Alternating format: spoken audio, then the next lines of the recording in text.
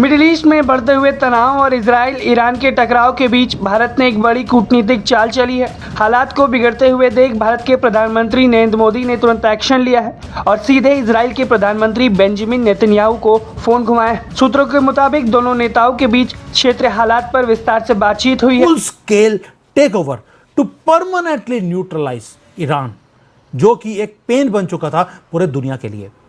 जो स्टेक्स हैं they were never higher than right now. और जो पूरा मिडल ईस्ट का मैप है उसे रीराइट कर रहा है यूएसए का president along with Israel. Chaos already spill over होना शुरू हो गया faster than anybody could track. बड़ा मुश्किल है कि ईरान में क्या होगा। अभी तो फिलहाल आप जो जंग क्या सूरत इख्तियार करेगी उसके बारे में भी आप कुछ वसूख से नहीं कह सकते।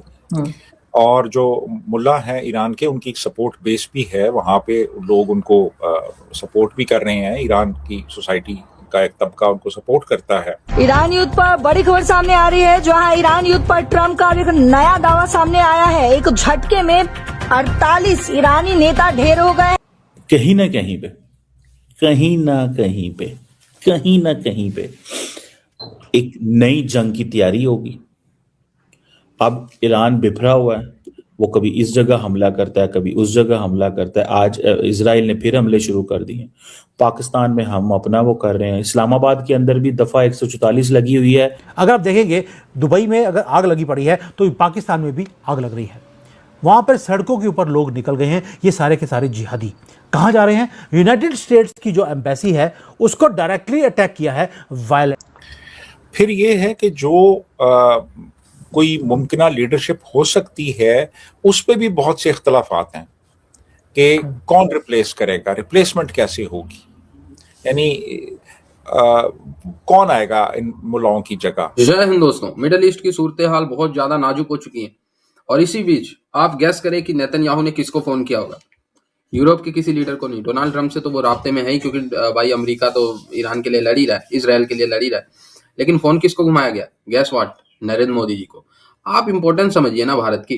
जितना इंपॉर्टेंट भारत है इस समय दुनिया में, स्ट्रेटेजिकली, मिलिटरीली, वो उतना कोई देश इस समय इंपॉर्टेंट नहीं है ईरान युद्ध में, खास करके क्योंकि भारत पाकिस्तान के बाद तुरंत भारत का ही नंबर है जो ईरान से क्लोज है। क्लोज मतलब बॉर्डर के क्लोज बता रहा हूँ। और भारत एक ऐसा देश है जिसका मौका पड़ने पे ईरान से भी बातचीत हो सकती है, इजराइल से भी बातचीत हो सकती है। सो भारत बड़ा फेवरेबल पोजीशन में है। इस वजह से नेतन्याहू ने मोदी जी को फोन किया कि भाई अब मैंने तो अपना काम कर दिया, जिसको निपटाना था निपटा लिया। अब अगर आप चाहें तो ईरान से बात करें और अगर युद्ध रुक सके तो अच्छी बात है, नहीं रुके तो हम तो पीटते ही रहेंगे, हमें कौन सा कोई गर्ज है। बेसिकली ये कह रहा है। और आप देखें ना जिस तरीके से नेतन्याहू एंड उनके लड़कों ने निशाना बनाया भाई ईरान को, मतलब क्या ही कहने। कौन सी ऐसी जगह होगी जहां पे घुस के ना मारा हो? आप ये बस बात करें, कौन सी ऐसी जगह? ऐसी कोई जगह ही नहीं होगी। बहुत बुरी तरीके से मारा है। और आज के टाइम में अब ईरान जो है पूरा अंदर से खोखला हो चुका है। कितना अब रिटेलिएट करेगा? 4 दिन 6 दिन।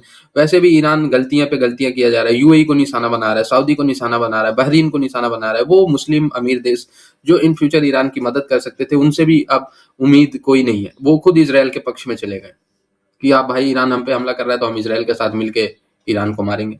सो ऐसे में भारत पे कॉल करना, ये इजराइल सुनिश्चित करना चाहता है कि भाई भारत आपको बुरा तो नहीं लग रहा ना हम मार रहे हैं, ये चीज। पीएम मोदी ने साफ शब्दों में कहा है कि मौजूदा स्थिति बेहद चिंताजनक है और सबसे पहली प्राथमिकता आम नागरिकों की सुरक्षा होनी चाहिए। पीएम मोदी ने यह भी दोहराया कि शत्रुता को जल्द से जल्द खत्म किया जाए ताकि हालात और ज्यादा न बिगड़े।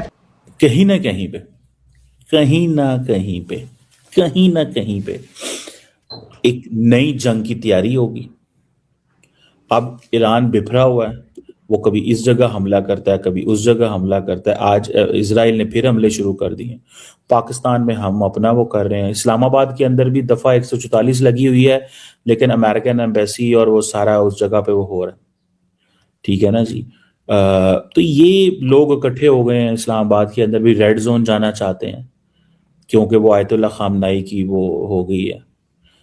ये एक तो मैं आपको बात बताऊँ Nisa, we should thank our leadership, जिन लोगों ने ये फैसला किया कि पाकिस्तान के पास न्यूक्लियर वेपन्स होने चाहिए लॉन्ग अगो। आप इमेजिन कर लें कि how peaceful this country is. हमारे तो फिर मसले और है ना, देखें, सवाल ये ना कि जितने बड़े एम्बिशंस उतने बड़े चैलेंजेस। तो हमारे एम्बिशंस तो वैसे नहीं है जैसे ईरान के हैं। ईरान तो सीरिया में प्रॉक्सीज बनाता है। आज मैं देख रहा था आयतुल्लाह खामनेई के बारे में, उनकी 86 साल उम्र थी और इन 86 सालों में उन्होंने पूरे के पूरे एक रीजनल पावर ईरान को बनाया। घर में उन्होंने लोगों को दबाया, अमेरिका, इजराइल, अरब वर्ल्ड सबसे लड़ाई ली। ठीक है, मेरे ख्याल में ये सब कुछ एक लोअर स्केल पे भी किया जा सकता था। पाकिस्तान में भी सेक्टेरियनिज्म आई, बहुत कुछ हुआ। ठीक है जी, लेकिन उन्होंने अपना नेटवर्क बहुत बड़ा बना लिया था। बड़ा मुश्किल है कि ईरान में क्या होगा। अभी तो फिलहाल आप जो जंग क्या सूरत इख्तियार करेगी उसके बारे में भी आप कुछ वसूख से नहीं कह सकते। और जो मुल्ला हैं ईरान के, उनकी एक सपोर्ट बेस भी है, वहाँ पे लोग उनको सपोर्ट भी कर रहे हैं। ईरान की सोसाइटी का एक तबका उनको सपोर्ट करता है। फिर ये है कि जो कोई मुमकिना लीडरशिप हो सकती है उस पर भी बहुत से इख्तलाफात हैं कि कौन रिप्लेस करेगा, रिप्लेसमेंट कैसे होगी, यानी कौन आएगा इन मुल्लाओं की जगह।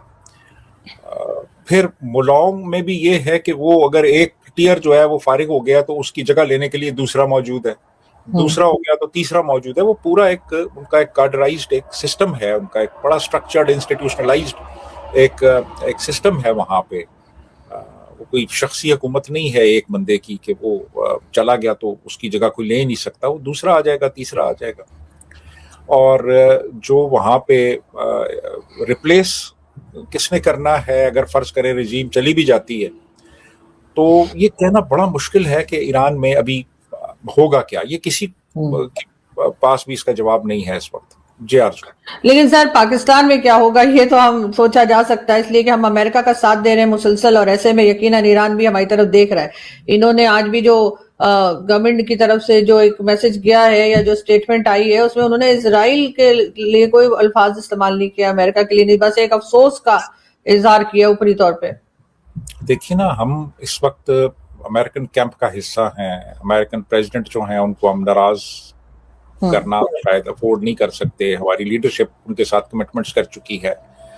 फिर उसके अलावा जो मिडिल ईस्टर्न कंट्रीज हैं जिन पे अटैक्स हुए हैं ईरान की तरफ से, हम उनके बहुत करीब हैं। उनसे हमने काफ़ी पैसे वैसे लिए हुए हैं जो हमारे स्टेट बैंक में पड़े हुए हैं, कुवैत से लिए हुए हैं, यूएई से लिए हुए हैं, सऊदीया से लिए हुए हैं। फिर चाइना के साथ जो हमारे तल्लुकात हैं उनमें हम मुकम्मल तौर पे